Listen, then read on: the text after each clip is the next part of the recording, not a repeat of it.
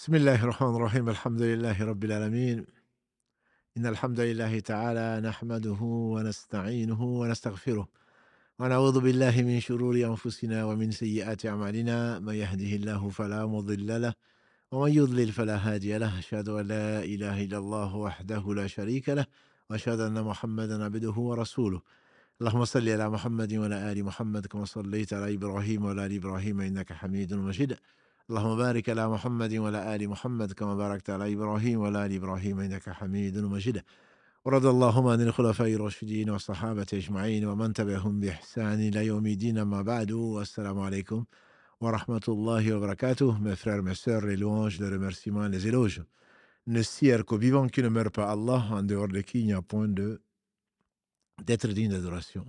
Nous le louons, nous revenons vers lui repentant, le parfait, le premier qui n'a pas de début, le dernier qui n'a pas de fin, l'apparent, le dominant sur toutes choses.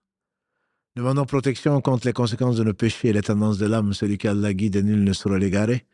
Celui qui est privé de sa guidée, nul ne saura lui montrer le droit chemin. J'atteste donc qu'il est le seul digne d'adoration. J'atteste la véracité de l'exemplarité, de la prophétie de son noble serviteur et prophète et messager, Mohammed ibn Abdillah, qu'Allah bénisse ce prophète, sa famille, ses compagnons, et tous ceux qui les auront suivis donc dans le droit chemin, nous fassent l'honneur d'en faire partie. Ensuite, content de vous retrouver après un crochet par Abidjan, et je tiens vraiment, avant toute chose, à remercier donc toutes ces sœurs, ce comité d'organisation, ces milliers donc de personnes qui ont participé donc à ce colloque sur l'éducation face aux défis d'éducation, face aux dangers, donc des problèmes modernes qui sont vrais pour l'Afrique, qui sont vrais pour le monde entier. Et donc cette leçon d'hospitalité, j'y tiens, cette leçon donc de soif de science et cet engouement et ce dévouement pour la cause d'Allah subhanahu wa ta'ala, qu'Allah bénisse ces sœurs qui ont organisé, et je ne veux oublier personne, et ses frères qui les ont accompagnés, et qu'Allah subhanahu wa ta'ala les bénisse et bénisse le travail qu'elles ont fait. C'est à travers du virtuel, pour ceux et celles qui ne connaissent pas donc cette association qui s'appelle Le Voile Ma Pudeur, qui aujourd'hui a plus de 68 000 adhérents dans 94 pays, et donc au travers de la bénédiction qu'Allah a mis dans leur travail. Qu'Allah les bénisse, et qu'Allah subhanahu wa ta'ala donc les récompense par le meilleur. Et c'est là où, comme je le dis souvent, on doit se rappeler qu'Allah n'a besoin de personne. Si on ne le fait pas, quelqu'un d'autre va le faire. Et en effet, ce qui m'a vraiment frappé, c'est cet esprit donc de dévouement que l'on trouve dans les recoins, dans les villages, dans les villes, dans les quartiers, chez les hommes comme chez les femmes, de cette envie et cette croyance en l'au-delà qui motive plus d'un et qui doit nous motiver en réalité. Donc Allah les bénisse. Le live n'est pas sur eux, mais je pense que, comme l'a dit le prophète sallallahu alayhi wa sallam, celui qui ne remercie pas les gens ne remercie pas Allah. Celui qui ne remercie pas les gens ne remercie pas Allah. Ils ont été si hospitaliers, si accueillants, que on ne saurait vraiment pas les récompenser. Et comme l'a dit le prophète sallallahu alayhi wa sallam, quand les muhajiroun, quand les gens qui ont fui, les émigrés, ils ont fui avec leur religion, en abandonnant biens et immeubles, à Makkah, quand ils sont arrivés, les Ansar ont tout partagé avec eux, les habitants de ce qui allait devenir la ville, Al-Madina, Al-Munawwara, la ville illuminée. Quand ils y sont arrivés, ils ont tout partagé, tous leurs biens. Ils ont été de vrais frères. Et ensuite, ils se sont plaints au prophète sallallahu alayhi wa sallam. Quand je dis plaints, ils ont fait cette remarque, comment est-ce qu'on pourrait les récompenser? Le prophète sallallahu alayhi wa sallam leur a enseigné, et à nous aussi, plus tard, que quand quelqu'un te fait du bien et que tu n'arrives pas à récompenser, dis Jazakallahu khairan, que Allah te récompense par mieux. Et donc, quand tu dis cela, il se peut qu'Allah subhanahu wa ta'ala te récompense toi-même et qu'il récompense également les gens comme lui seul sait le faire. Donc, barakallahu fihin, barakallahu fikum, et à toutes les personnes qui n'ont pas pu participer également, puisque c'était réservé presque donc aux seules sœurs, puisque c'était organisé pour souligner la place de la femme dans l'islam, n'en déplaise aux gens qui ne connaissent pas l'islam, aux ignorants. Et donc, Allah a accordé une place toute particulière aux femmes et qui leur vaut ce que ça vaut, tant en tant que mère qu'en tant que fille et en tant qu'épouse. Qu'Allah subhanahu wa ta'ala bénisse donc nos filles, nos mères et bénisse toute personne qui recherche sa noble face et la personne ne sera certainement pas déçue. Donc, après cette brève introduction, qui je pense était une obligation pour moi, on va revenir donc dans cet épisode 4 de la série, notre nouvelle série qui s'appelle La réalité de la foi. Donc aujourd'hui, on veut parler, Inch'Allah, de l'augmentation et de la diminution de la foi. Le caractère instable de la foi. Quand on dit instable, tout est relatif à là. Et on va essayer de l'expliquer, Inch'Allah. Nous le savons tous. Nous savons tous qu'il y a des moments où nous avons tendance, nous avons envie de tout donner à Allah. Et tout lui appartient. Comme Allah le dit, subhanahu wa ta'ala, dans la sourate 39, verset 7. وَإِن تَكْفُرُوا فَإِنَّ اللَّهَ غَنِيٌّ عَنْكُمْ وَلَا يَرْضَى لِعِبَادِهِ الْكُفْرَ وَإِن تَشْكُرُوا يَرْضَهُ لَكُمْ. Allah dit donc dans cette sourate, verset 7 de la sourate 39, si vous êtes ingrat, ici c'est وَإِن تَكْفُرُوا, si vous me croyez au bienfait d'Allah ou si vous êtes ingrat, Allah se passe de vous. Mais il n'accepte pas l'ingratitude. وَإِن تَشْكُرُوا يَرْضَهُ لَكُمْ, mais quand vous le remerciez, grâce à lui, il l'accepte et il l'agrée de vous. Allah dit dans la sourate Ibrahim 14, verset 7 encore, وَإِذْ قَالَ مُوسَى إِن تَكْفُرْ أَنْتُمْ وَمَنْ فِي الْأَرْضِ جَمِيعًا فَإِنَّ اللَّهَ لَغَنِيٌّ حَمِيدٌ. Et quand Moussa dit, et si vous êtes ingrat, Allah subhanahu wa ta'ala se passe de vous. Allah se passe. أَذَّنَ رَبُّكُمْ لَإِنْ شَكَرْتُمْ لَزِيدَنَّكُمْ وَإِذْ قَالَ مُوسَى إِن تَكْفُرُوا فَإِنَّ اللَّهَ غَنِيٌّ عَنْكُمْ. Allah se passe donc, si vous êtes ingrat, Allah se passe de tout. Donc la foi, il y a des moments où on a envie de tout donner à Allah. Son temps, sa personne, ses biens, tout ce que l'on a. Et tout appartient à Allah. Et il y a des moments, Satan prend le dessus et on n'est pas le seul. Et celui qui fait du bien, il le fait pour lui-même. Celui qui fait du mal, il le fait contre lui-même. On est nonchalant, on hésite pour faire le bien. C'est la foi un peu plus basse. Mais ceci, ce n'est pas seulement c'est pas de la philosophie. C'est la nature. Chacun d'entre nous sait que c'est variable. Mais ceci est basé sur quoi? C'est celui qui a créé, subhanahu wa ta'ala. Allah ya'lamu man khalaqa wa huwa al-latiful khabir. Ignorerait-il celui qui a créé? N'est-ce pas que c'est lui le subtil, le bien informé? Surat 67. En effet, Allah dit, subhanahu wa ta'ala, que la foi, elle augmente et elle baisse. Normalement, quand on parle d'augmentation, on parle aussi, bien entendu, de baisse. Qui parle d'augmentation, son corollaire, c'est la baisse. Et dans plusieurs versets, commençons par le verset 2 de la sourate Al-Anfal, verset 2 de la sourate 8. Allah dit en effet, إِنَّمَا الْمُؤْمِنُونَ الَّذِينَ إِذَا ذِكْرَ اللَّهِ وَجَلَتْ قُلُوبُهُمْ وَإِذَا تُلِيَتْ عَلَيْهِمْ آيَاتُهُ زَادَتْهُمْ إِيمَانًا وَعَلَى رَبِّهِمْ يَتَوَكَّلُونَ. Allah dit, les croyants, les véritables croyants, ou les croyants sont seulement ceux qui, quand le nom d'Allah est mentionné, leur peau se met à frémir. Wajilat qulubuhum, leur cœur frémit. Wa idha tuliyat alayhim ayatuhu, et quand les versets d'Allah leur sont récités, leur foi augmente. Et ils placent leur confiance en Allah. Ala rabbihim yatawakkalun, et ils placent leur confiance au Seigneur, à leur Seigneur. C'est un des versets, mais il y en a bien d'autres. Dans la sourate 3, verset 173, une histoire sur laquelle nous sommes souvent revenus parce qu'elle a tellement de leçons.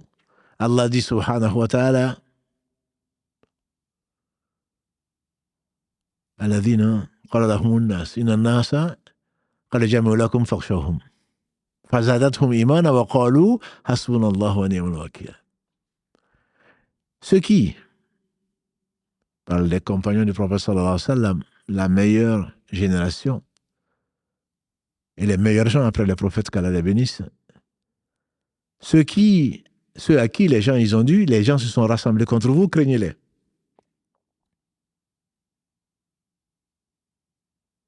والذين قال لهم إن الناس قد جمعوا لكم فاخشوهم.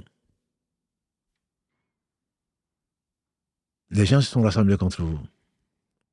Craignez-les. Voilà voilà le conseil qu'on leur a donné, ou plutôt la mise en garde qu'on leur a donnée. Les gens se sont rassemblés contre vous, craignez-les. Et leur foi a augmenté avec ça. Et ils ont dit, Allah nous suffit. C'est une des preuves que l'on trouve dans le Coran à propos donc de l'augmentation de la foi. Inna nasa qad jama'u lakum fakhshawhum faqalu hasbunallahu wa ni'mal wakil. Fazadathum imana wa qalu hasbunallahu wa ni'mal wakil. Leur foi a augmenté, dit Allah. Ça, c'est la parole divine.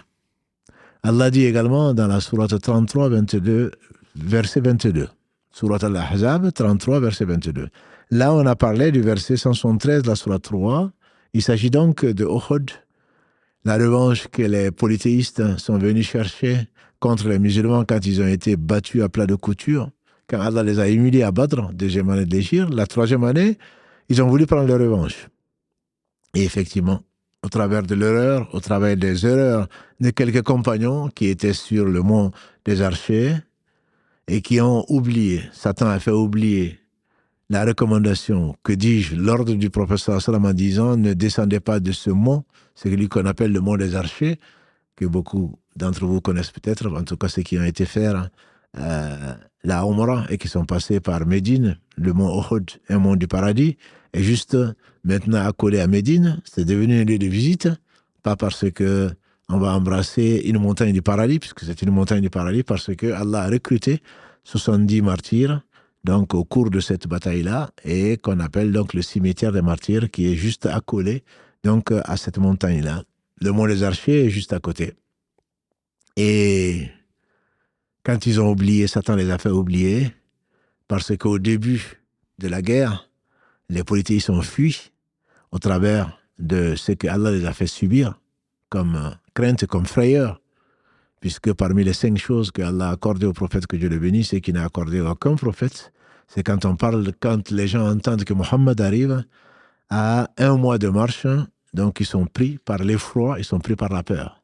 Donc là, ils sont venus de la Mecque pour combattre l'islam, pour combattre Dieu, et voilà donc que Allah a mis dans leur cœur la frayeur, et ils ont commencé à fuir partout. Des archers, parmi les 70, ont oublié donc cette recommandation du prophète sallallahu alayhi wa sallam qui dit ne descendez pas de là, même si vous voyez des charognards sur nos dépouilles. Ils sont descendus, et ensuite Khalid ibn Walid, qui n'était pas musulman, qui est un grand général, et que Allah subhanahu wa ta'ala a accordé le titre par le prophète sallallahu alayhi wa sallam qu'il appelait Sayfullah, l'épée d'Allah subhanahu wa ta'ala, et donc a contourné la montagne, il les a attaqués et ils ont fui. Et beaucoup d'entre eux plutôt ont fui. Et donc Allah a recruté parmi eux donc 70 martyrs. Et l'histoire est connue. Quand les polythéistes sont partis, et ensuite, Satan leur dit, mais vous aurez dû finir avec eux. Il y en a qui ont fui, il y en a qui sont morts. Pourquoi? Donc ils ont décidé de revenir. Notamment Abu Jahl. Et notamment les gens, plutôt Abu Jahl, il est mort à la bataille de Badr. Notamment donc les gens qui ont incité donc leurs confrères pour venir finir avec l'islam.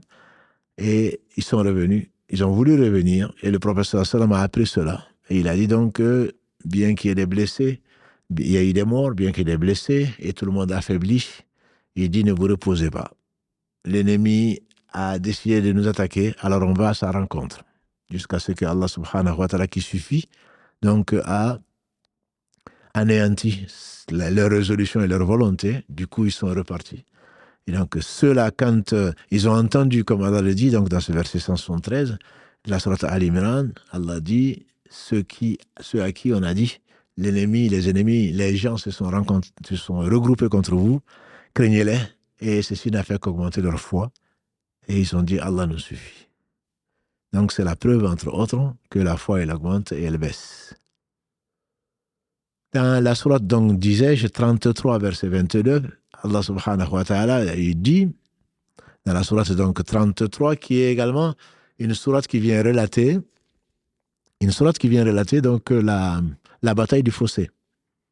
Bataille qui n'a pas eu lieu, mais les polythéistes se sont coalisés avec d'autres pour venir attaquer Médine. Ça, c'était après Uhud justement. Ils sont venus pour attaquer Médine et Allah subhanahu wa ta'ala a détourné leur stratagème et c'est Salman al-Farisi qui a dit au prophète sallam au lieu de sortir, chez nous en Perse, quand il y avait des guerres de ce genre-là, on creusait un fossé. Ils ont creusé le fossé, Al-Khandaq. Quand ils ont creusé le fossé, les polythéistes, quand ils sont arrivés, ils ont trouvé ceci, ils ne s'y attendaient pas du tout. Et les coalisés sont restés là. Allah les a vaincus, notamment au travers d'un vent violent et froid qui les a renvoyés donc chez eux. Sans qu'il y ait vraiment de guerre. Il y a eu quelques écarmouches, mais sans qu'il y ait vraiment de guerre. Et Allah dit donc dans le verset 22 de la sourate qui porte ce nom, de la sourate 33, ولما رأى المؤمنون الأحزاب قالوا هذا ما وعدنا الله ورسوله وصدق الله ورسوله وما زادهم إلا إيمانا وتثبيتا. Quand les croyants ont vu cette coalition contre eux, ils ont dit, mais voilà ce que Allah nous a promis, voilà ce que le messager nous a promis, ceci n'a fait qu'augmenter leur foi et n'a fait qu'augmenter n'a fait que renforcer donc leur foi. Ce qui prouve que, contrairement à ce qui était recherché par les polythéistes, le fait d'être venu par milliers pour encercler Madina, quand les croyants ils ont vu ça, voilà ce que Allah nous avait promis. Et voilà ce que le prophète nous a promis. Et donc ils ont cru en cette promesse-là. Et ceci n'a fait qu'augmenter leur foi, alors que le résultat, bien entendu, si on devait anticiper, on aurait dit que cela leur aurait fait peur. Non, c'est Allah qui le dit. Donc, dans cette sourate 33, verset 22, ça n'a fait que augmenter leur foi et la renforcer. Ceci prouve, si bien en était, également que donc, la foi, elle augmente. Si elle augmente, c'est qu'elle diminue également. Et un autre verset, c'est la sourate 48, verset 4. Dans la sourate 48, la victoire, Al-Fath, Allah dit subhanahu wa ta'ala, liyazdadu imana ma'a imanihim. Liyazdadu imana ma'a imanihim. Allah subhanahu wa ta'ala, et donc ça c'est la sourate qui s'appelle la victoire, parce que c'est que les croyants après Ahzab, on a vu donc la confrontation qui n'a pas eu lieu, les fossés. Là, ils ont été donc à Hudaybiyah, ils ont été à la Mecque, ils voulaient faire la Umrah. Ils voulaient faire la Umrah et quand à quelques kilomètres de la Mecque, il y a eu donc des espions mécois qui ont su que les croyants de Médine étaient venus pour faire la Umrah. Et donc l'honneur, ils ont été piqués dans leur honneur et l'orgueil a pris le dessus, ils sont venus interdire avec Khalid bin Walid encore, avant qu'Allah nous le guide vers l'islam, et quelques cavaliers pour leur dire, il est hors de question que vous veniez, c'est une question d'honneur. Vous repartirez, certainement, vous ne rentrerez pas, bien que vous soyez aux portes de la Mecque. On a essayé de les rassurer et de les dire qu'on est venu que pour faire la Umrah, pas pour faire la guerre. Ils n'ont voulu rien savoir. Et donc, ils sont venus signer un traité, qu'on appelle le traité de Hudaybiyah, en l'année 5 de l'Hégire. Ils sont venus signer un traité et le prophète sallam en a accepté tous les termes. Il en a accepté tous les termes et l'un des termes, c'était que cette année, il retournait. L'an prochain, il venait pour faire ce qu'on appelait la Umrah de compensation. Et que leurs alliés, et chacun pouvait avoir son allié, ce qui était allié au Quraysh, la tribu de Makkah, et avait ses alliés même en dehors, donc de la terre sacrée, et les tribus arabes qui voulaient s'allier aux musulmans pouvaient également s'allier. Et que les gens les musulmans qui voulaient quitter la Mecque pour venir à Médine seraient refoulés, seraient extradés, on dirait aujourd'hui en termes diplomatiques. Quant aux polythéistes qui voulaient quitter Médine, on ne devait pas les en empêcher. Et pendant 10 ans, il y aurait une trêve entre eux, c'est pour ça qu'on l'appelle la trêve de Hudaybiyah, Sulh al-Hudaybiyah, et pendant 10 ans, donc, il n'y aurait pas de guerre. Et voilà cette trêve que le prophète sallam a signée et que beaucoup n'ont pas compris.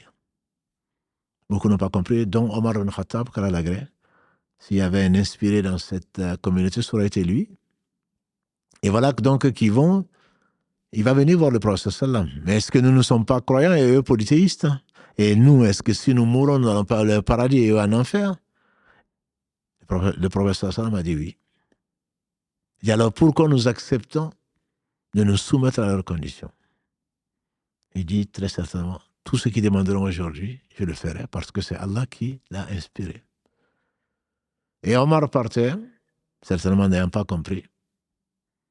Il a été voir Abou Bakr, il a posé les mêmes questions, Abou Bakr a répondu.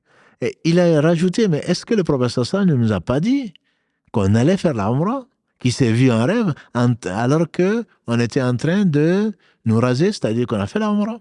Abou Bakr lui dit si, mais est-ce qu'il t'a dit cette année? Voilà le meilleur d'entre eux. Radiallahu ta'ala anhu. C'est lui qui, quand une chose était dite par le prophète sallam, il disait sadaqt. Si ça vient d'Allah, si ça vient de son messager, il n'en a jamais douté. C'est ce qu'il a fait. C'est par là qu'Allah lui a donné donc le qualificatif de As-Siddiq. Abu Bakr As-Siddiq, Abu Bakr le très véridique.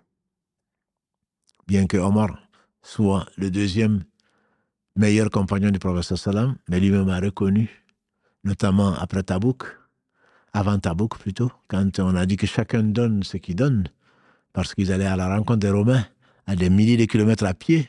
Ça a duré, Dieu seul sait combien de temps, en tout cas jusqu'à la frontière de l'actuelle Syrie, avec très peu de bagages et très peu d'armes. Ils sont restés là pendant 25 jours. Allah a mis ce qu'il a promis, la frayeur dans le cœur des Romains, et finalement ils sont revenus, craints par toute la région, sans qu'il y ait de bataille. C'est ce qu'on appelle l'heure difficile. Sa'at Usra. L'heure difficile, on dit qu'il y avait un chameau pour 18 personnes, 18 compagnons du prophète sallam, et qui montaient donc à tour de rôle.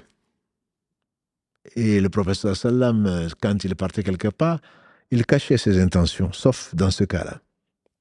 Il a dit, Allah n'a besoin de rien, mais secourir la cause d'Allah, on va aller loin. On va aller à la frontière. Aujourd'hui, on dirait syrienne, et que chacun donne à Allah ce qu'il peut. Et vous connaissez l'histoire. Omar ibn Khattab, c'est comme si je le voyais, il venait avec ce qu'il a eu, ce qu'Allah lui a permis de faire. Et quand le prophète sallallahu alayhi wa sallam l'a vu, il a souri. Il a dit, toi Omar, qu'est-ce que tu as amené? Il dit, voilà, j'ai divisé, voilà ce que j'ai amené. J'ai divisé mes biens en deux, j'ai donné la moitié à Allah et j'ai gardé la moitié chez moi. Et le prophète sallallahu alayhi wa sallam lui a dit, qu'Allah bénisse ce que tu as donné et qu'il bénisse ce que tu as gardé. Et on dit, c'est Omar même qui le dit, il dit, aujourd'hui, je vais dépasser Abu Bakr. Il s'est promis, et c'est ça l'émulation qui est permise en islam, pas la jalousie ou l'envie. Une telle qualité, une telle personne a telle aptitude, une telle personne a tant de bien, pourquoi moi je n'en ai pas? Que le bien disparaisse, comme malheureusement c'est le cas de beaucoup de cœurs malades. Et nous sommes nombreux dans ce cas-là, à envier. Si Allah lui a donné, c'est peut-être pas du bien pour lui. Mais l'émulation, c'est quelque chose de plus que conseillé. Le prophète sallallahu a dit, c'est lui qui voit quelqu'un faire du bien, ou quelqu'un qui a appris le Coran, qui a de la science, qui l'enseigne matin, midi et soir, qui s'est dit, si j'avais la même chose, j'aurais fait la même chose, Allah le récompense comme si il l'avait fait, subhanallah. Lui, matin et soir, il révise son Coran. Dans la journée, il enseigne. Dans la nuit, il enseigne. Toi, tu es juste parce que ton cœur, Allah l'a purifié, et Allah t'a permis d'aimer le bien. Et tu as la même récompense que celui qui passe son temps à faire le bien. Si on le savait, on ne serait certainement pas jaloux. Rappelons-nous que c'est la jalousie. C'est l'une des trois sources de tous les maux, de tous les péchés, et qui a amené Satan à désobéir à Allah parce que Allah lui a demandé, comme aux anges, de se prosterner devant Adam. Moi, je suis mieux que lui. Pourquoi lui? Voilà une des trois sources, disait Ibn Qayyim, qu'Allah fasse miséricorde de tous les péchés. La jalousie. Toujours est-il qu'Omar, il a dit aujourd'hui, je vais dépasser Abu Bakr. Il a partagé ses biens en deux parties. Et le prophète sallam dit qu'Allah bénisse ce que tu as donné, bénisse ce que tu as gardé.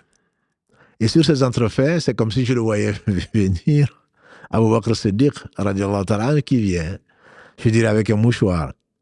Et le prophète me dit, et toi, Abu Bakr, qu'est-ce que tu as amené? Il dit, voilà tout ce que j'ai amené. Et qu'est-ce que tu as laissé chez toi? Il dit, j'ai laissé l'amour d'Allah et de son messager. J'ai tout amené. Mais je n'ai que ça, malheureusement. Et on dit qu'Omar a dit ce jour-là, ce jour, j'ai compris que jamais je ne saurais atteindre la place d'Abu Bakr. Donc ça, c'est la foi qu'Allah a donnée.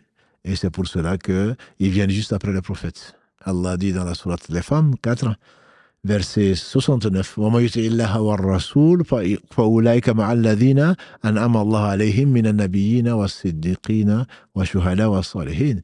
Celui qui obéit à Allah et au messager, voilà ce qu'Allah a comblé de ses bienfaits. C'est ce que nous demandons au moins 17 fois par jour en lisant la Fatiha. اهدنا الصراط المستقيم صراط الذين أنعمت عليهم. Et أنعمت عليهم, Allah dit, celui qui obéit à Allah et au messager, voilà ce que Allah a comblé de ses bienfaits. Parmi les prophètes, il n'y en a plus. Les véridiques, et Abu Bakr en fait partie, les martyrs témoins et les gens qui font le bien. Et quelle belle compagnie conclut-il dans la sourate 4, verset 69. Tout ceci, donc, pour revenir à ce verset-là, لِيَزْدَادُوا إِيمَانًا مَعَ إِيمَانِهِمْ. Quand Omar n'a pas eu une réponse qui le satisfaisait, il est parti. Et le prophète sallam a dit, Allah a révélé donc ce verset, dont le verset 4 de la sourate 48, Al-Fath. Il a révélé, le prophète était tellement content qu'il a dit, où est Omar? On dit qu'il est parti. Il dit, allez le chercher. J'imagine le stress qu'il a pu avoir. Quand le prophète sallam l'appelle, c'est qu'il craignait que Allah ait révélé un verset pour dire qu'il était hypocrite. Parce que celui qui craint Allah craint l'hypocrisie. Celui qui craint Allah craint l'hypocrisie, c'est le contraire de la foi, même s'ils sont tous musulmans. Celui qui prétend avoir la foi et qui n'est pas sincère, c'est de l'hypocrisie. Et l'hypocrisie peut être de deux sortes. L'hypocrisie majeure, qu'Allah nous en préserve. C'est des gens qui ne croient pas et qui, pour un poste, pour un mariage, pour autre chose, prétendent être musulmans. Et celui qui a des actes d'hypocrite, comme mentir, comme ne pas tenir sa promesse, comme trahir son engagement, comme être grossier. Ça fait partie des 4 caractéristiques des hypocrites. On dit un nifaq amali, d'hypocrisie dans les actes. Mais pas i'tiqadi. L'hypocrisie dans la croyance, l'hypocrite ne sortira pas de l'enfer. Comme Allah le dit encore une fois dans la sourate 4, verset 143, ils seront dans l'enfer, au plus profond de l'enfer, qu'Allah nous en préserve. Si on sait que celui qui sera le moins châtié aura ses 2 pieds dans une mare de feu 70 fois plus chaud que notre feu, sa cervelle se met à bouillir, on ne peut pas imaginer celui qui n'a pas cru, qui a fait croire qu'il croyait, alors qu'Allah dit وَمَا هُمْ بِمُؤْمِنِينَ يُخَادِعُونَ اللَّهَ وَالَّذِينَ آمَنُوا وَمَا يَخْدَعُونَ إِلَّا أَنفُسَهُمْ وَمَا يَشْعُرُونَ. Ils pensent, ils prétendent tromper Allah et son messager et les croyants, mais en réalité, ils ne trompent qu'eux-mêmes, mais ils ne le savent pas. فِي قُلُوبِهِمْ مرض, dans leur cœur, il y a une maladie. فَزَادَهُمُ اللَّهُ مَرَضًا, Allah l'a laissé croître. Donc cette maladie, de telle façon que ils auront l'enfer pour le fait d'avoir menti dans les versets 6 et suivants donc de la sourate Al-Baqarah, au début donc de cette longue sourate. Abu Omar est parti, le prophète l'a fait appeler. Quand il est venu, il dit voilà ce que Allah vient de me révéler. Inna fatahana laka fathan mubina liyaghfira laka Allahu ma taqaddama min dhanbika wa ma ta'akhkhar wa yutimma ni'matahu alayka wa yahdiyaka siratan mustaqima wa yansuraka Allahu nasran aziza. هو الذي أنزل السكينة في قلوب المؤمنين ليزدادوا إيمانا مع إيمانهم. Nous t'avons accordé une victoire éclatante. Fatham mubina, afin que Allah te pardonne tes erreurs passées à venir. ليغفر لك الله ما تقدم من ذنبك وما تأخر ويتم نعمته عليك, et que Allah parfasse ses bienfaits sur toi. يتم نعمتك عليك ويهديك صراطا مستقيما, et afin qu'il te guide sur le chemin droit. Même le prophète sallam ne peut pas guider. C'est Allah qui l'a guidé. C'est Allah qui guide. Ça fait partie de l'exclusivité. Allah dit dans la sourate 48, verset 56, Innaka la tahdi man ahbabt, walakin Allah yahdi man yasha. Ya Muhammad, tu ne guides pas qui tu veux. Qui tu aimes plutôt? C'est Allah qui guide qui il veut. Donc même le prophète sallam, on ne demande pas la guider, comme on ne peut le demander à personne d'autre qu'à Allah. C'est pour cela que nous revenons souvent dans la prière, dans chaque raka, en lisant la Fatiha, et Ihdina siratal mustaqim, guide-nous dans le chemin droit, puisque tu es le seul à guider. Personne ne peut guider. Et donc, Allah dit ici, afin que c'est lui qui a fait descendre la paix, la quiétude dans le cœur des croyants. Afin que leur foi augmente. Ça, c'est un autre verset donc, qui prouve, si besoin était, que la foi elle augmente et elle baisse, comme Allah le dit, subhanahu wa ta'ala.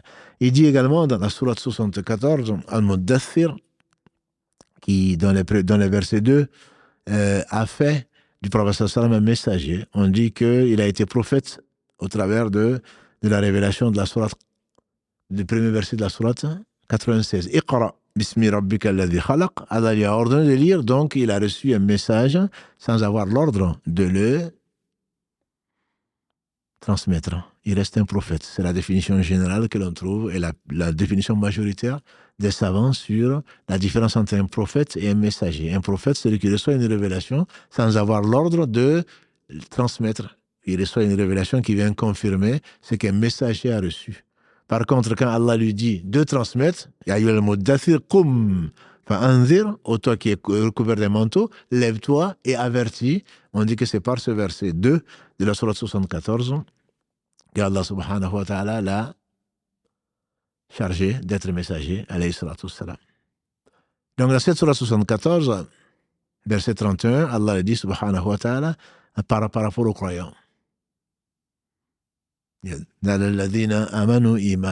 Afin que les croyants augmentent en foi.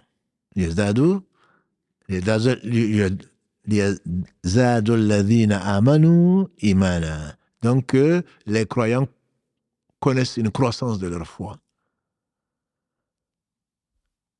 Il y a d'autres versets, comme celui de la sourate 9. Verset 134, Allah subhanahu wa ta'ala dit que quand une sourate est révélée, ils se regardent, les hypocrites. Ils disent, mais qui parmi vous a eu une croissance de foi? Et Allah répond, quant aux croyants, ils ont eu une augmentation de leur foi. Et ils se mettent, et pour cela, ils s'annoncent la bonne nouvelle. Parce que la croyance de foi ne peut pas aller avec la tristesse. Quand la foi augmente, alhamdoulilah, on est prêt, comme on a dit au début, prêt à tout donner. Donc, ils se réjouissent de cette croyance, de cette croissance plutôt de la foi. Ça, ce sont ces versets. Il y en a d'autres qui prouvent que la foi, elle augmente. Ça, c'est le Coran. Et nous croyons au Coran et à la Sunna du prophète sallallahu alayhi wa sallam. Que la foi augmente est une chose qui est prouvée dans la Sunna, dans de très nombreux versets, dans de très nombreux hadiths. Et notamment ce hadith de Hanzala, qu'Allah l'agrée. Hanzala, c'est celui qui, quand Allah l'a rappelé, le prophète sallam a dit, qu'a fait Hanzala? Parce que quand il est mort, j'ai vu des anges descendre pour le laver. On dit qu'il venait juste de se marier, qu'il avait consommé le mariage, et que finalement, il n'avait même pas eu le temps de faire le ghusl. Et qu'il s'est jeté dans la bataille, et qu'il en est mort. Et que les anges sont venus avec de l'eau du paradis pour le laver. Hanzala était un des nobles compagnons du prophète sallallahu alayhi wa sallam, qui Allah a honoré. Et un jour, il sortit dans Madina, il n'y a pas de hasard, il rencontre Abu Bakr. Abu Bakr qui craignait Allah, c'était un véridique, lui demande, Hanzala, où vas-tu? Hanzala, où vas-tu? Il a dit, je vais voir le prophète sallallahu alayhi wa sallam parce que Hanzala est devenu un hypocrite. Ibn Abi Mulaika, on a dit, qui est un tabeï, un épigone, a dit que j'ai rencontré 30 compagnons du prophète sallallahu alayhi wa sallam, aucun d'entre eux ne prétendait avoir la foi de Jibril ou de Mikaël, la foi de l'ange Gabriel ou de l'archange Mikaël. Mais tous craignaient d'être hypocrites. Parmi les compagnons qu'il a rencontrés, parmi les 30 compagnons, il y avait Asma, la fille d'Abu Bakr, il y avait Aïcha, notre mère, il y avait Abdallah ibn Abbas, il y avait Abdallah ibn Omar, il y avait Abu Huraira et bien d'autres. parmi les 30 compagnons, tous craignent d'être hypocrites. Hanzala sort, il rencontre, Allah le fait rencontrer Abu Bakr qui dit à Hanzala, où tu vas? Et si elle avait voulu, il ne l'aurait pas rencontré. Si elle l'avait voulu, il n'aurait même pas posé la question. Et Hanzala de lui répondre, je vais voir le prophète sallam parce que Hanzala est devenu hypocrite. Et il n'était pas, bien entendu. Allah l'a recruté comme martyr, il n'était pas hypocrite. Et voilà que Abu Bakr a cette réaction-là, parce que tous craignaient d'être hypocrites. Il dit pourquoi? Il dit parce que quand je suis avec le prophète sallam, quand il parlait de l'enfer, c'est comme si je voyais l'enfer. Quand il parlait du paradis, c'est comme si je voyais le paradis. Mais quand je rentre chez moi, j'oublie. Je m'amuse avec ma femme, avec mes enfants. Abu Bakr, qu'est-ce qu'il dit? Effrayé par ses propos, recherchant la sincérité, il dit alors, Abu Bakr aussi est hypocrite. Ce que tu décris là me concerne et je me retrouve exactement dans ce que tu décris. Alors allons-y, tous les deux, allons-y voir le prophète sallam. Et tous les deux vont arriver voir le prophète sallam qui leur dit, il y a Hanzala, quand il leur a dit, ils lui ont dit plutôt la cause de leur visite. Il a dit, Hanzala, la foi elle est comme ci, elle est comme ça. Elle augmente, elle baisse. Il y a des fois où, masha'Allah, il y a des fois, et alhamdulillah. Si vous étiez toujours comme vous êtes avec moi, les anges vous auraient serré la main. Les anges vous auraient serré la main. Et donc la foi, elle augmente et elle baisse. Ça, c'est une des preuves, mais ce n'est pas la seule preuve. Le prophète sallallahu alayhi wa sallam a dit, dans le hadith de Abu Saïd al-Khudri, qu'Allah l'agrée, Man yara minkum munkaran fa yughayyiru bi yadihi. Fa in lam yastati' fa bi lisanihi. Fa in lam yastati' fa bi qalbihi. Celui qui voit un faible amable, qui le change de sa main. S'il ne peut, parce qu'il n'est pas responsable du changement, qu'il le change au moins par sa langue. Qu'il appelle aux gens à cesser le faible amable. S'il ne peut, au moins de son cœur. Et dans une des versions, rapportée par l'imam Muslim, en dehors de ça, derrière ça, il n'y a plus de foi. Donc ceci prouve bien entendu que la foi a des degrés divers, et donc il y a des fois, il y a une foi qui est supérieure à d'autres. Après, si on voit le mal et que ça ne touche plus, que le cœur ne bouge plus, alors très certainement il n'y a plus de foi, a dit le prophète sallam. Et les savants expliquent, ça ne veut pas dire que la personne n'est plus musulmane, ça veut dire que la personne a une foi qui est extrêmement basse. Comme on a vu il y a deux semaines, dans l'épisode, les précédents épisodes, notamment la 2, comme on l'a vu, donc la foi a, dans l'épisode 3 plutôt, on a vu que la foi a 63 et quelques, ou 73 et quelques branches, et que la plus haute, la meilleure, c'est la ilaha illallah, et que la plus basse était le fait d'enlever un obstacle de la rue. C'est-à-dire que quand on ne fait même pas ça, c'est que la foi n'existe plus, elle existe, mais elle ne se manifeste pas par donc les actes. Et comme on l'a vu dans l'épisode 1, que la foi, c'est les croyances qu'on a développées dans l'épisode 2, c'est également les conséquences de ce qui implique la foi d'un point de vue pratique, et troisièmement, c'est le comportement. Donc si on n'enlève même pas un obstacle de la rue, c'est que alors la foi est si basse qu'elle est insignifiante. Elle peut augmenter, elle peut baisser. Donc ça, c'est également une des preuves, le hadith de Abu Saïd al-Khudri qu'Allah l'agrée. Un autre hadith rapporté consigné plutôt dans l'authentique de l'imam Muslim, c'est le hadith de Abu Huraira qu'Allah l'agrée. Dans ce hadith, le prophète sallallahu alayhi wa sallam, il dit Al-mu'min qawi خيرا وأحب إلى الله من المسلم من المؤمن الضعيف وفيهما خير. Le croyant fort est mieux et plus aimé d'Allah que le croyant faible, mais dans les deux il y a du bien. ihris ala ma yanfa'uk, concentre-toi, accroche-toi, efforce-toi à ce qui va t'être utile. Et ne tombe pas dans la spéculation, là où, si, parce que là où ouvre les portes de Shaitan, comme l'a dit le prophète sallallahu alayhi wa sallam, mais c'est bien vrai. si j'avais fait ça, si j'avais su. Bien sûr que tu ne l'avais pas su. Autrement, tu ne serais pas là en train de spéculer. Plutôt, quand une chose arrive, dis Masha Allah. Fal. Ce que Allah a voulu, c'est réalisé. Ne sois pas là en train de spéculer si je savais ça, si je pouvais ça, si j'avais pas, si. Et dis le si, ouvre les portes de Shaitan. Efforce-toi plutôt et fais tout ce que tu peux dans le sens de faire ce qui te sera utile. Ihris ala ma yanfa'uk. Accroche-toi, efforce-toi. Dans quoi? Dans le fait de faire ce qui te sera utile ici-bas et dans l'au-delà. Mais ce qui nous intéresse, c'est la première partie du hadith. Le croyant fort est mieux et plus aimé d'Allah que le croyant faible. Ça veut dire que le croyant fort, et il y a des croyants forts et des croyants qui sont faibles. Ce qui veut dire donc également qu'il y a des niveaux dans la croyance, dans le niveau de la foi, et que celui qui est fort d'un point de vue physique, fort d'un point de vue surtout spirituel, fort d'un point de vue matériel, est certainement mieux et plus aimé d'Allah s'il utilise cette force-là, ce niveau de foi, bien sûr, qui va l'amener à être plus vigilant, à être au service d'Allah, à être bon avec son voisin, musulman ou non musulman, à être le meilleur d'un point de vue comportement. Il est mieux et plus aimé d'Allah que le croyant, il reste croyant, mais qui est faible. Cela fait partie également des preuves que la foi, elle augmente et elle baisse.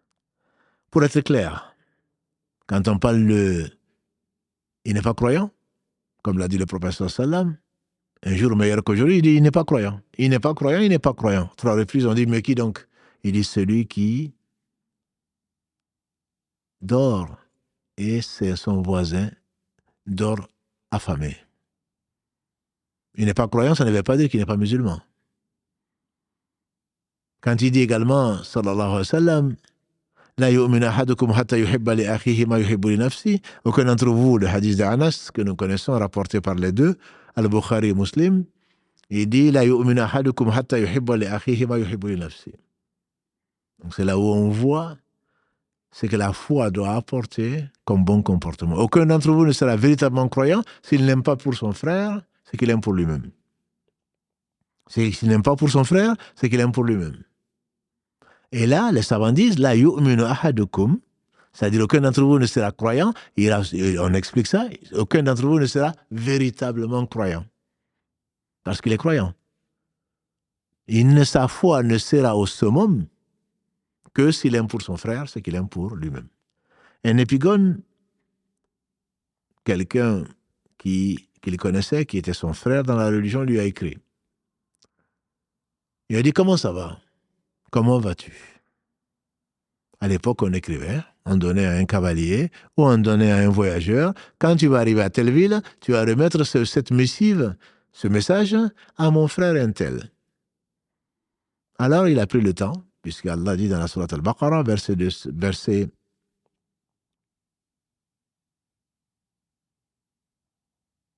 Allah dit dans la Sourate Al-Baqarah,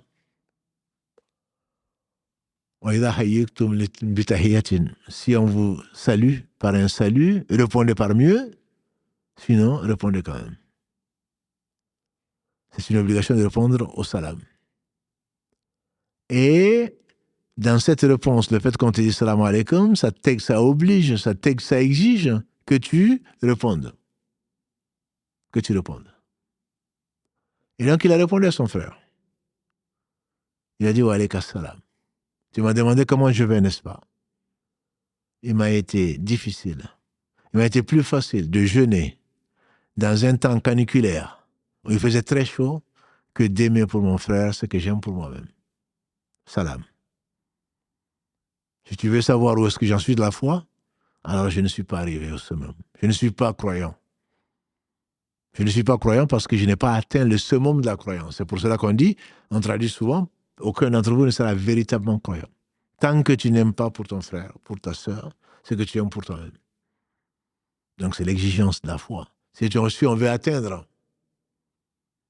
la perfection de la foi, mais on reste croyant bien sûr. On reste croyant.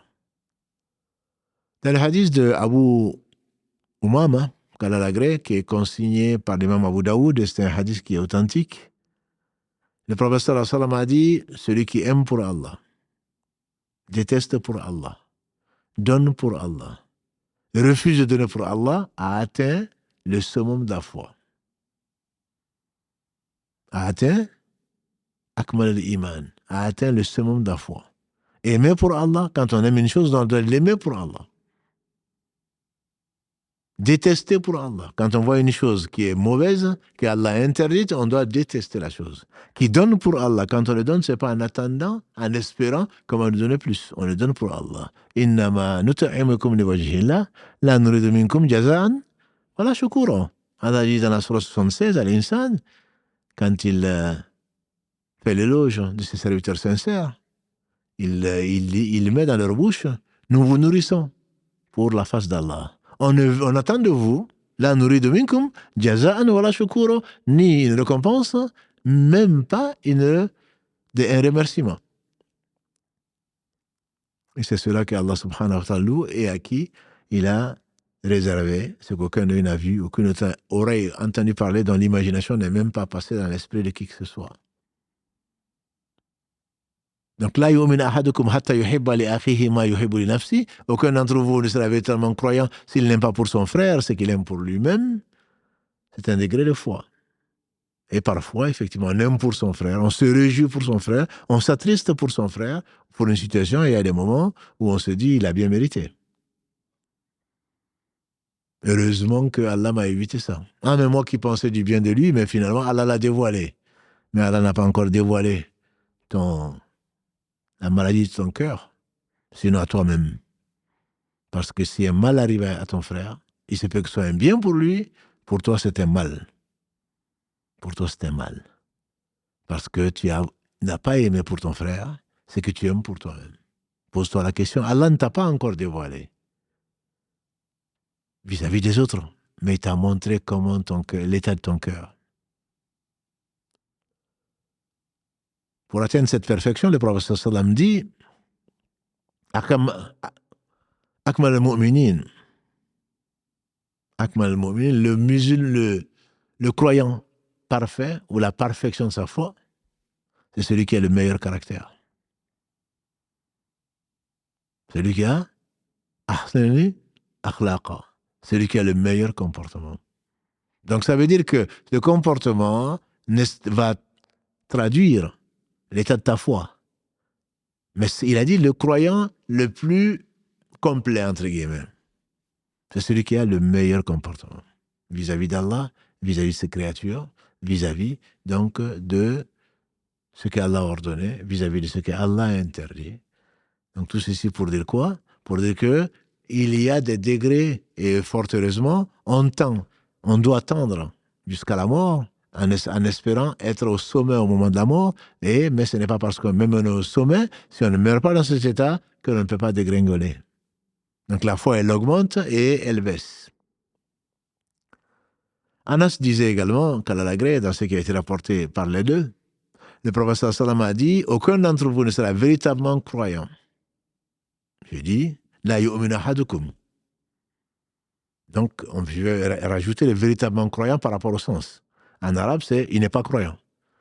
Aucun d'entre vous n'atteindra la perfection de la croyance si je ne suis pas aimé de lui plus que ses pères et mères. Plus que ses pères et mères. Plus que tous les gens. Ça ne veut pas dire que tu aimes ta femme plus que le prophète sallam, tu aimes ceci plus que le prophète sallam, etc., que tu n'es pas croyant, tu es croyant. Mais ta foi est loin de la perfection. Ta foi est loin de la perfection, parce que si vraiment tu aimais Allah nécessairement, tu suivrais le prophète sallam, ses ordres seraient pour toi une bénédiction, et tu vas essayer de cheminer, de t'éduquer au travers de ce qu'Allah a révélé, soit dans le Coran, soit dans les hadiths du prophète sallam, dans sa sunna, dans sa façon d'être. Donc là encore, c'est juste pour lever une ambiguïté. Quand on dit il n'est pas croyant, ça ne veut pas dire que s'il meurt aujourd'hui, il ira en enfer ou il n'en sortira pas. Non, ça ne veut du tout pas dire ça. Pas du tout. Ça veut simplement dire que sa foi Mais au moment où il le fait, comme on a dit le prophète sallam, il n'est pas croyant, il n'est pas croyant. Le voleur, quand il vole, il n'est pas croyant. Le fornicateur, quand il fornique, il n'est pas croyant. C'est-à-dire que sa foi est si basse qu'il s'est laissé entraîner par ses passions.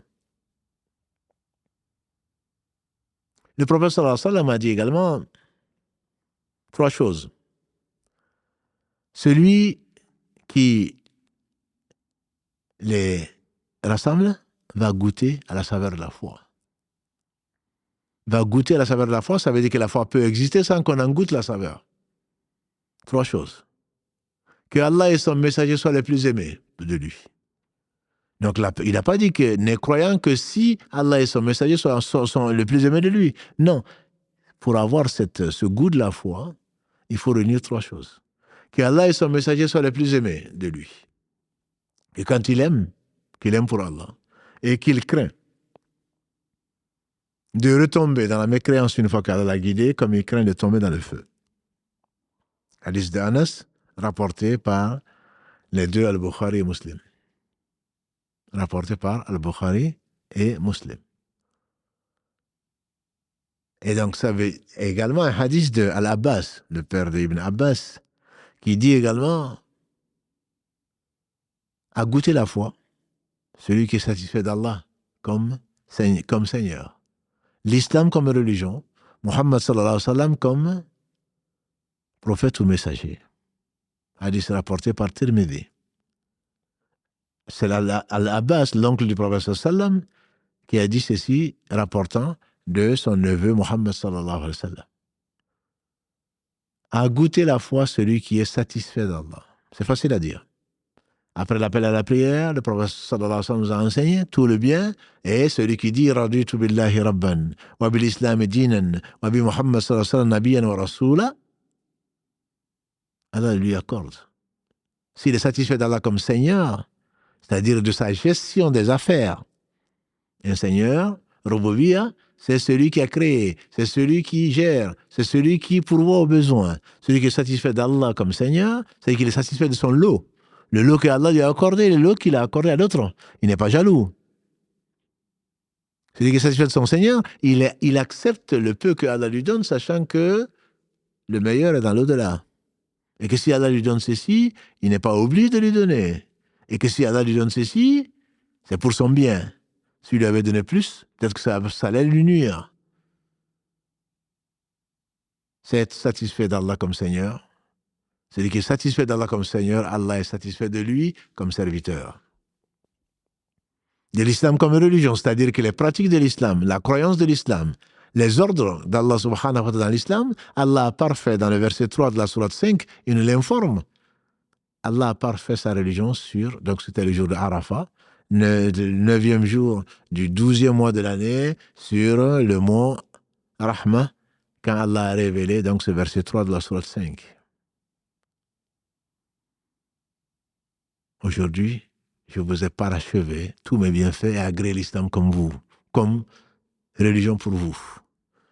Celui qui est satisfait, ce n'est pas par la bouche, c'est celui qui croit à ce à quoi Allah subhanahu wa ta'ala a obligé de croire, ça c'est les croyances, qui traduit également donc son comportement par rapport à cela, en appliquant ce qu'Allah lui a ordonné et en s'éloignant de ce qu'Allah a interdit. Et de Muhammad sallallahu alayhi wa sallam comme prophète et messager, ça veut dire que ce qu'il a reçu, il ne parlait pas de lui-même. In huwa illa wahyu yuha, 53, versets 3 à 4. Il ne parle pas sous l'effet de ses pulsions, de ses passions, mais ce n'est qu'une révélation révélée. Il va nécessairement croire à ce qu'il nous a apporté et il va donc le prendre comme modèle pour ceux qui croient en Allah au jour du jugement dernier, comme il est dit dans la sourate 33 également. Verset 20. Donc Allah subhanahu wa ta'ala nous amène à cette satisfaction quand la foi est haute. Elle peut être basse. On peut croire en Allah, en son messager, au jour du jugement dernier, aux anges, au destin, aux livres et aux prophètes, tout en n'étant pas content de son lot. Pourquoi Allah m'a donné ça? Pourquoi Allah ne m'a donné que ça? Pourquoi Allah m'a envoyé une maladie? Pourquoi ceci et cela? C'est l'œuvre de Shaitan. À ce moment, la foi n'est pas haute. Elle n'est pas haute. Elle a baissé. La foi est baissée. Et donc, ça, tout ceci, mais ce n'est rien par rapport à ce que Allah nous a laissé comme preuve que la foi, elle augmente et elle baisse, notamment de ce que nous vivons tous les jours. Nous le savons. Et ceci, comment la foi augmente et elle baisse, Inch'Allah, on le verra dans d'autres épisodes, mais les causes, les reconnaître, c'est préparer, s'équiper, prendre les moyens, quand la foi est basse, qu'Allah l'élève et qu'elle augmente. Quelles sont les causes? Pourquoi la foi elle est basse? Pourquoi la foi elle augmente? La première des choses, bien entendu, c'est la connaissance d'Allah subhanahu wa ta'ala, de sa religion. C'est cette connaissance. Il y a des gens qui sont conscients, qui connaissent plus Allah que d'autres. Au moment où on connaît Allah, on le verra, bien entendu, la foi elle augmente. C'est ce qu'Allah décrit dans la sourate Al-Anfal, verset 2. إنما المؤمنون الذين إذا ذكر الله وجلت قلوبهم وإذا تليت عليهم آياته زادتهم إيمانا.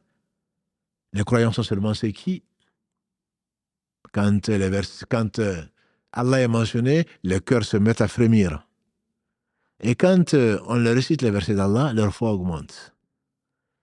Donc la cause de l'augmentation de la foi ou du niveau de foi est très certainement la connaissance d'Allah, la connaissance de ce qu'il aime, la connaissance de ce qu'il fait, la sagesse d'Allah, sa toute-puissance, etc. Mais ça, on le verra, Inch'Allah, plus tard. Mais ce sont des causes. C'est pour cela que celui qui connaît Allah, certainement, c'est les savants. C'est pour ça qu'ils le craignent, c'est pour ça qu'ils l'aiment. Innama yakhsha Allah min ibadihi al-ulama. Ne craignent vraiment Allah que les savants. Imaginons, et ça vous le connaissez déjà, le prophète sallallahu alayhi wa sallam, quand la connaissance d'Allah est faible chez quelqu'un, forcément, ses œuvres sont minces, même si elles sont bonnes. Un jour meilleur qu'aujourd'hui, le prophète sallallahu alayhi wa sallam est sorti pour aller faire la prière du Fajr. Quand le soleil était bien levé, il est revenu chez lui, il a trouvé notre mère Juhayriya en train de faire du dhikr, du rappel d'Allah. Il a dit, mais qu'est-ce que tu fais là? Elle dit, mais depuis que tu es parti, je suis assise en train de rappeler Allah. C'est beau. Sachant que celui qui, depuis le Fajr, a prié et est resté jusqu'à ce que le soleil se lève, et ensuite fait 2 rak'ahs, comme l'a dit le prophète sallallahu alayhi wa sallam, Allah lui inscrit comme s'il avait il a fait un pèlerinage et une umrah complète. C'est-à-dire qu'il y a un pèlerinage et une umrah qui sont acceptés. Elle était là en train de rappeler, en train d'invoquer Allah. Quoi de mieux? Le prophète sallallahu alayhi wa sallam lui a dit, comme pour nous l'enseigner, depuis que j'ai quitté, j'ai dit 3 fois 4 mots qui valent mieux que tout ce que tu as dit. Ça s'est dit même pas en 5 minutes. Même pas en 2 minutes. Il a dit, j'ai dit Subhanallah wa bihamdihi, adada khalqihi, wa rida nafsihi, wa zinata arshihi, wa midada kalimati. Subhanallah wa bihamdihi, louange, gloire à Allah et par sa propre louange. Subhanallah wa bihamdihi, adada khalqihi, autant de créatures qui existent. Et c'est Allah qui a tout créé. Adada khalqihi, le nombre de ces créatures. Subhanallah wa bihamdihi, adada khalqihi. Wa rida nafsihi, jusqu'à ce qu'Allah soit satisfait. Si tu adores Allah, tu remercies Allah jusqu'à ce qu'Allah soit satisfait, c'est qu'on ne saurait jamais faire. Mais par ce truchement, tu vas obtenir la satisfaction d'Allah malgré ta faiblesse et malgré ton insouciance parfois et malgré tes péchés. Adada khalqihi wa rida nafsihi. Et le prophète sallam disait souvent, Ya Rabbi lak alhamdu, jusqu'à ce qu'il dise, Wala uhsi thana'an alayka kama athnayta ala nafsik. Et je ne saurais jamais te louer comme tu le mérites. Et donc là, tu pars de cette expression pour obtenir les louanges qui sont dues à Allah jusqu'à ce qu'il soit satisfait. Subhanallah wa bihamdihi, adada khalqihi wa rida nafsihi, wa zinata arshihi, autant que pèse son trône. Le trône est la plus grande créature d'Allah subhanahu wa ta'ala. Comme l'a dit le prophète sallam, le premier ciel par rapport au second, c'est comme un cerceau ou une assiette que tu jettes dans le désert. Le premier ciel par rapport, la terre par rapport au premier ciel est comme une assiette que tu jettes dans le désert. Le premier ciel par rapport au second, pareil, comme une assiette ou un disque que tu jettes dans un désert. Le deuxième par rapport au troisième, le troisième par rapport au quatrième, jusqu'au septième. Si la Terre est ce qu'elle existe, elle n'est qu'un disque juste dans un désert par rapport au premier, et le premier, nous avons dit, c'est le ciel étoilé, où tu as Mars, où tu as Jupiter, où tu as tout le reste, Saturne, puisque Allah dit, Inna zayyana as-sama ad-dunya bimasabih. Nous avons certainement embelli le ciel de ce bas monde, sama ad-dunya bimasabih, par les étoiles. Ça, c'est le premier ciel. C'est pas celui que tu franchis quand tu vas, quand tu vas quand tu fais un voyage en avion ou autre chose. Ça, c'est le ciel le plus bas, c'est celui qui est étoilé. Celui-là, il ne représente rien par rapport au deuxième. Et le deuxième par rapport au troisième, ainsi de suite, jusqu'au septième. Et ce septième ciel qui doit être immense et qu'il est, ne vaut pas grand-chose par rapport au kursi, le piédestal. Et le piédestal n'est qu'un piédestal et il ne constitue pas une chose énorme par rapport au trône. Le trône est la plus grande créature d'Allah subhanahu wa ta'ala. Allah n'a pas besoin du trône. Bien qu'il soit au-dessus de sa création, subhanahu wa ta'ala, il n'a pas besoin du trône. Comme il n'a besoin de rien. Il a existé avant toute chose, avant d'avoir tout créé. Et donc, quand il dit wa zinata arshihi, autant que pèse ton trône, wa midada kalimati, autant le nombre de ces paroles. Wa midada kalimati. Or, Allah dit dans la fin de la sourate 18, قُلْ لَوْ كَانَ الْبَحْرُ مِدَادًا لِكَلِمَاتِ رَبِّي لَنَفِدَ الْبَحْرُ قَبْلَ أَنْ تَنْفَدَ كَلِمَاتُ رَبِّي وَلَوْ جِئْنَا بِمِثْلِهِ مَدَدًا. Dis-leur, ya Muhammad, قُلْ, si on devait dénombrer les paroles de ton Seigneur, les paroles, si la mer devait servir plutôt d'encre pour écrire les paroles de ton Seigneur, la mer serait épuisée, même si on ramenait une mer en renfort, avant que les paroles de ton Seigneur ne tarissent. Parce que tout ce qui existe, c'est au travers de ces paroles. Il suffit qu'ils disent kun fayakun. Il dit kun et la chose, elle est. Wallahu khalaqakum wa ma ta'malun. Surat 37, verset 96, c'est Allah qui vous a créé ainsi que ce que vous faites. Tout ce que nous faisons, tout ce que nous réfléchissons, tout ce que nous disons, tout ce que nous pensons, c'est par l'ordre d'Allah subhanahu wa ta'ala, par ses paroles, c'est lui qui dicte pour qu'on puisse pouvoir le faire. C'est Allah qui nous a créé ce que nous faisons même, comme il le met dans la bouche d'Ibrahim alayhi salatu salam. Donc vous voyez, le prophète sallallahu alayhi wa sallam est sorti, il a dit 3 fois ces expressions, c'est mieux que tout ce que notre mère Juhayriya a dit depuis qu'elle est assise pendant combien d'heures, dirais-je. Celui qui sait, celui qui connaît n'est pas semblable à celui qui ne connaît pas. Et les savants, bien sûr, nous incitent à connaître ce genre d'invocation. Il y en a beaucoup. Ce n'est pas pour vous enseigner cette expression-là, c'est juste pour que l'on goûte un peu à la richesse qu'Allah a confiée aux gens qui le connaissent par rapport à nous, qui se contentent de peu en disant je dis 100 fois la ilaha illallah, c'est très bien, félicitations. Celui qui le matin dit 100 fois la ilaha illallah, Allah lui dit aux anges de lui inscrire 100 bonnes actions, de lui enlever 100 péchés. C'est comme s'il avait libéré 10 esclaves de la lignée de Ismaïl. Et c'est comme également Allah en fait une protection contre Shaitan toute la journée. Donc c'est énorme. Nous, on s'en contente.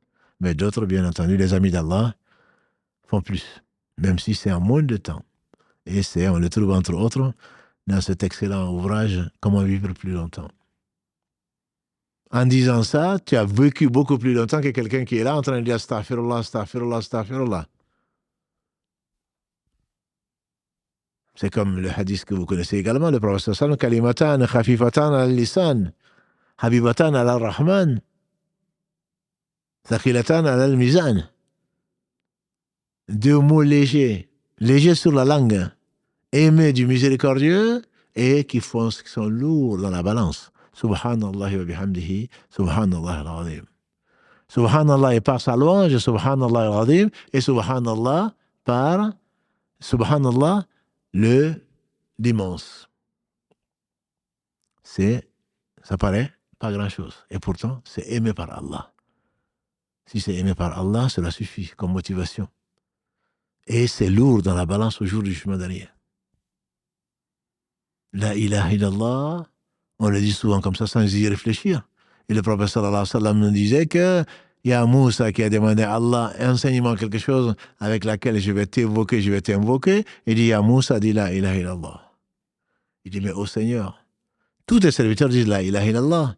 Il a dit, ya Moussa, si les 7 cieux et leur contenu en dehors de moi, et si les 7 terres et leur contenu devaient être mis dans un plateau de la balance, et que la ilaha illallah était mis dans l'autre plateau de la balance, c'est la ilaha illallah qui allait l'emporter.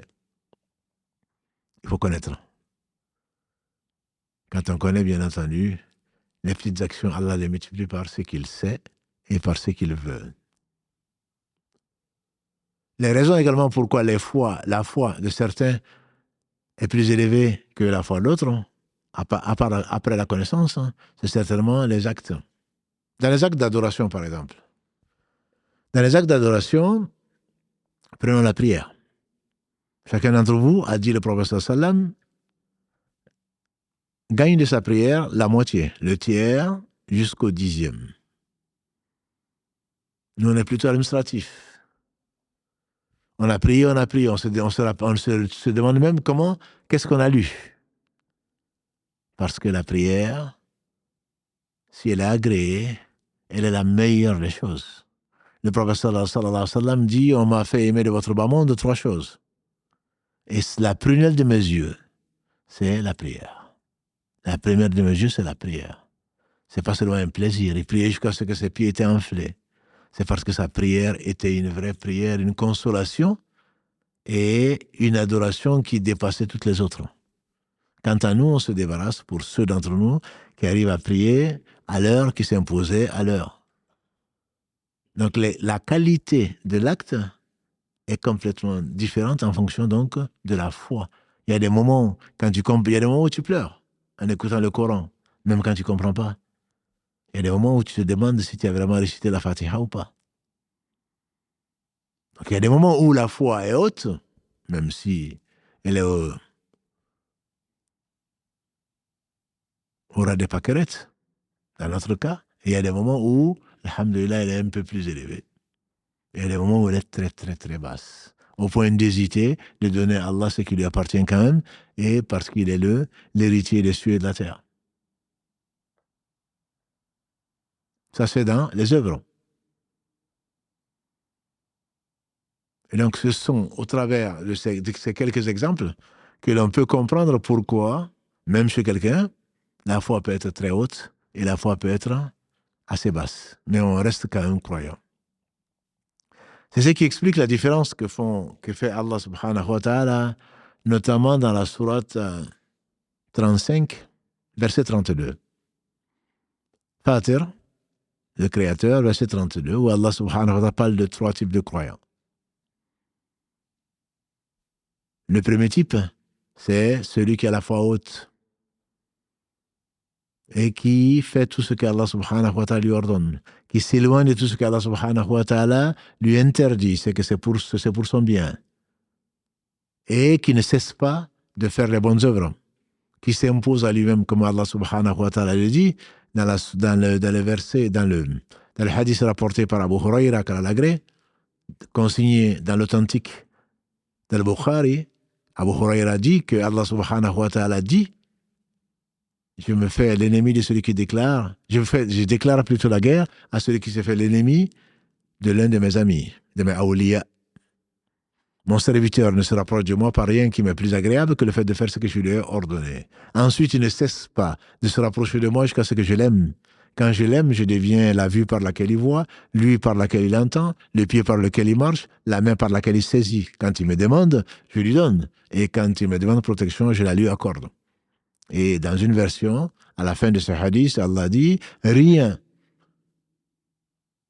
ne me retient d'accorder la mort à ce serviteur que parce qu'il faut bien qu'il meure. Le serviteur n'aime pas la mort et pourtant il faut bien qu'il meure pour être récompensé. Donc ça, ce sont les sabiqoun, c'est ceux qui se précipitent vers le bien. Ce sont les muqarraboun, ce sont ceux qui sont proches d'Allah subhanahu wa ta'ala, les plus proches, que sont les prophètes, les gens véridiques, qu'Allah nous compte parmi ceux-là. Il y a cette catégorie qui ne cesse pas, qui, dans un sourire, qui, même dans les rapports conjugaux, recherche la satisfaction d'Allah subhanahu wa ta'ala. Quand il s'éteint, c'est pour Allah, c'est pour méditer. Quand il parle, c'est pour parler d'Allah subhanahu wa ta'ala. Quand il regarde, c'est pour contempler la grandeur de la création d'Allah subhanahu wa ta'ala. Quand il donne pour Allah. Quand il refuse de donner, il refuse pour Allah. Ils aiment Allah au-dessus de tout et son messager alayhi salatu salam. Ça, ce sont les muqarraboun. Ce sont les prophètes, les gens que Allah a aimés, les véridiques. La deuxième catégorie, ils sont quand même croyants. C'est ceux qui s'abstiennent de ce qu'Allah a interdit et qui font ce qu'Allah a ordonné. Mais ils se contentent de ça. Ils s'interdisent ce qu'Allah a interdit quand même. Un bédouin est venu trouver le prophète sallam en lui disant, Ya Muhammad, qu'est-ce que ton Seigneur t'a ordonné? Il a dit, mon Seigneur m'a ordonné d'attester qu'Allah seul mérite l'adoration, que Muhammad est son messager, de faire la prière, 5 prières par jour. Il dit, et il en faut plus? Il dit, si tu veux. De jeûner le mois de Ramadan, il dit, il faut jeûner plus? Il dit, si tu veux. De donner la part du pauvre, la zakat, il dit, est-ce qu'il faut donner plus? Il dit, si tu veux. C'est le bédouin, il a dit, par celui qui t'a envoyé, le nomade, il a dit, par celui qui t'a envoyé, je ne ferai pas plus. 5 prières par jour, le mois de Ramadan jeûner, donner la part du pauvre, et moi je ne ferai pas plus.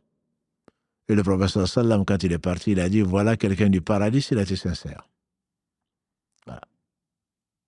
Il ne va pas au-delà de ce qu'on lui demande. Ce sont les muqtasidoun, ce sont les modérés, entre guillemets. Et les zalim, l'injuste vis-à-vis de lui-même, tout en étant croyant, c'est celui qui néglige une partie des obligations qui lui sont imposées et qui se rapproche de ce que, parfois, de ce qu'Allah interdit. Parce qu'il ne connaît pas Allah. On a bien dit que les compagnons du prophète sallallahu alayhi wa sallam étaient unanimes pour dire que celui qui désobéit à Allah est un ignorant.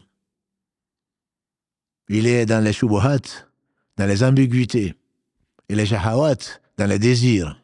Sa foi ne l'a pas empêché de suivre ses passions. Sa foi ne l'a pas empêché de laisser une grande part à Satan. Et si, et pourquoi, et c'est pas, je ne comprends pas, voilà. Alors qu'Allah dit dans la sourate 33, verset 36, وَمَا كَانَ لِمُؤْمِنٍ وَلَا مُؤْمِنَةٍ إِذَا قَضَى اللَّهُ وَرَسُولُهُ أَمْرًا أَنْ يَكُونَ لَهُمُ الْخِيَرَةُ مِنْ أَمْرِهِمْ. Il n'appartient ni aux croyants, ni à la croyante, une fois qu'Allah et son messager ont décrété une chose, qu'ils aient le choix. Ces ambiguïtés, et comment Allah fait ça? On ne t'a pas posé de question. Tu veux savoir? Non, c'est pas pour cela que le message a été envoyé. Comment? Qui es-tu pour comprendre comment Allah fait ça? C'est pas sur ça que tu seras interrogé. Allah t'a dit qui il est capable de faire toutes choses. Le comment n'est pas une question à laquelle on va te poser, une question qu'on va te poser, sauf si tu te mets à spéculer comme certains ignorants et égarés. Vous connaissez l'histoire de l'imam Malik, Allah fasse miséricorde. Quand on vient lui demander Ar-Rahman al-Arsh istawa, le tout miséricordieux s'est élevé au-dessus de son trône, et un ignorant, innovateur vient lui demander, et comment Allah s'est élevé? On dit que l'imam, quand il fasse miséricorde, a baissé la tête. Il a sué puisqu'on voyait de grosses gouttes tomber. Comment est-ce que quelqu'un peut oser poser une question? Comment le Seigneur a fait ceci? L'istiwa ma'aloum. L'élévation est connue en langue arabe. Y croire est une obligation, puisque Allah l'a dit dans la sourate Taha, dans la sourate 20. Y croire est une obligation. Le comment est ignoré. Majhoul, il est ignoré. Et poser cette question est une innovation. Faites-moi sortir dans une version, faites-moi sortir, c'est innovateur. C'est des choses qui ne sont pas utiles. Qu'est-ce que ça va t'apporter? Et tu ne le sauras pas. Pourquoi spéculer? Pourquoi spéculer? Ihris ala ma yanfa'uk, comme l'a dit le prophète sallam. Ihris ala ma yanfa'uk. Persévère, accroche-toi, concentre-toi sur ce qui va t'être utile. Le fait de savoir comment Allah fait ceci et cela, mais on le verra peut-être la semaine prochaine, Inch'Allah, quand Ibrahim alayhi salam a demandé à Allah subhanahu wa ta'ala ce qu'il lui a demandé, on verra pourquoi il l'a demandé.